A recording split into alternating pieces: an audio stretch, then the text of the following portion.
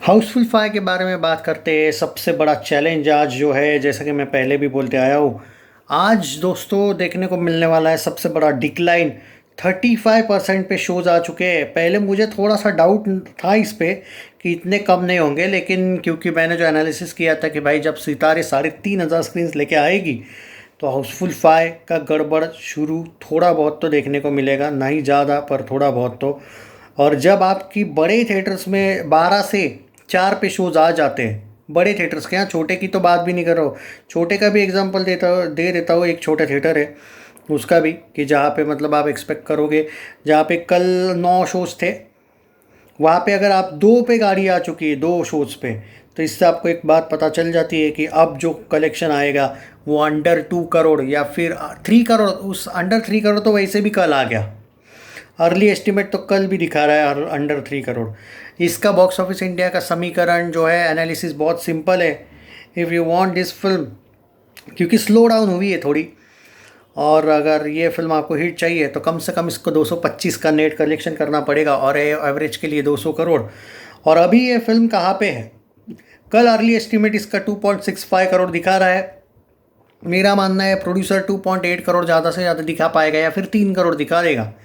पर जो आज से जो कलेक्शन है ना दोस्तों, आज से तो सैकनील हो या ट्विटर हो, आज से इस फिल्म का कलेक्शन 2 करोड़ से कम अगर हो जाता है तो आई विल नॉट सरप्राइज। आज का सैटरडे संडे की बात अलग है, लेकिन सैटरडे संडे जब आपके कल के शोज़ अगर 100 थे और अगर आज 30% पे आ गए हैं, 35% पे आ गए, यानी कि ऑलमोस्ट आपके 70% और 65% शोज़ कम हुए हैं, तो भाई उसका बहुत बुरा असर कलेक्शन पे होगा। क्योंकि अगर पब्लिक भर भर के भी जाए, और कल 1 पे 1 ऑफर होने के बावजूद भी 3 करोड़ के लिए स्ट्रगल देखने को मिला है भाई। अगर ये रहा रफ्तार तो लाइफ टाइम इस फिल्म को 185 करोड़ से लेके 190 करोड़ नेट में आपको रहना पड़ेगा। चाहे वर्ल्ड वाइड ये कितना भी कर ले, it will not hit. Average के लिए भी मुश्किल हो जाएगा। कम से कम टारगेट रखो कि 200 करोड़ नेट होना चाहिए। If you are thinking that कि भाई सितारे के बाद अगर सितारे नहीं चलती है या अच्छा नहीं चलती है तो इसको आपको शोज़ मिल जाएंगे, तो अगले वीक में माँ भी आ रही है, उसके बाद कनप्पा भी आ रही है, उसके बाद वो एक सोनाक्षी सिन्हा की फिल्म भी आ रही है। तुमको क्या लगता है कि थिएटर ओनर इतने नल्ले क्या कि हाउसफुल को ही लेके बैठेंगे कि अगली फिल्मों क्या उनको रिलीज़ ही नहीं करनी है क्या? नहीं भाई, अब शोज़ नहीं बढ़ने वाले। सितारे अच्छी चले ना चले भाई, एक एक दो दो शोज से कुछ नहीं होता है। ये मैं लॉजिकल बोल रहा हूँ।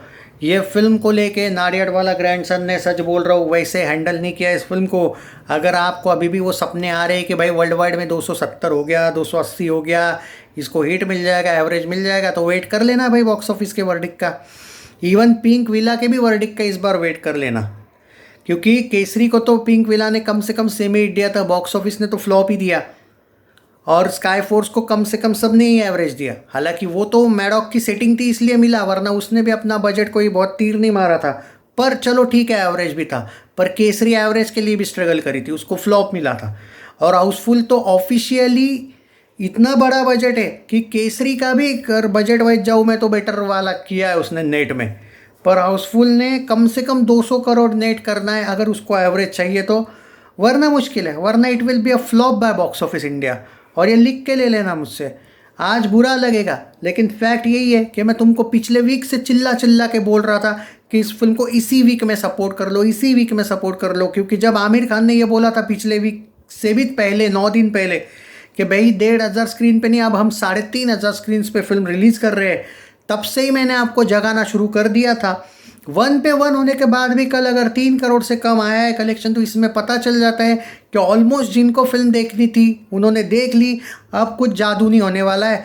ज़्यादा से ज़्यादा अब 12, 13 या 15 करोड़ ज़्यादा से ज़्यादा नेट मारेगी ये। और ये भी टोटल होता है 190 से लेके 195 तक। कम से कम 205 करोड़, 200 से लेके 205 का नेट इसको एवरेज दिलवा सकता है। और ये मैंने ओपनली आपको बॉक्स ऑफिस के साइट से रीड करके बताया था। बाद में बॉक्स ऑफिस को गाली मत देना। अगर आप लोगों को क्लीन एवरेज भी चाहिए तो इस फिल्म को कैसे भी हो, नाडियाडवाला ग्रैंडसन ने भी चाहे फेक ही कलेक्शन देना पड़े, लेकिन 200 करोड़ नेट में क्रॉस करवा देना चाहिए।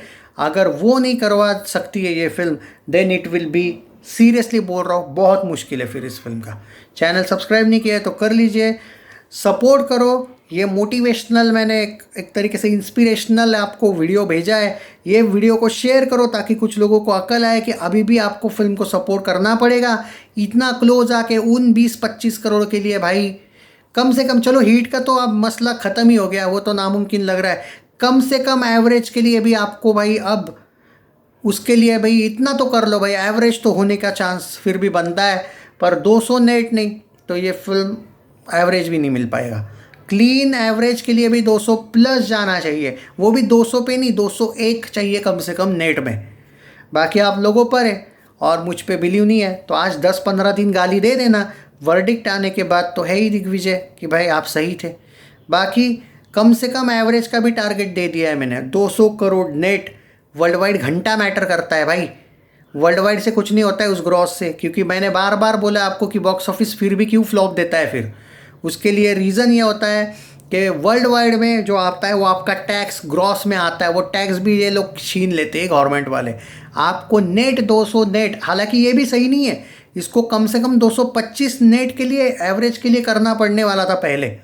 पर एटलीस्ट क्योंकि ओवरसीज़ में ठीक ठाक सा रिस्पांस मिला है, इसीलिए कम से कम 200 नेट पे ही ये फिल्म एवरेज हो सकती है दोस्तों। 225 नेट के लिए वो तो अब नामुमकिन है। हीट का एवरेज का सोचो, बाकी आप लोगों पर है। जय हिंद।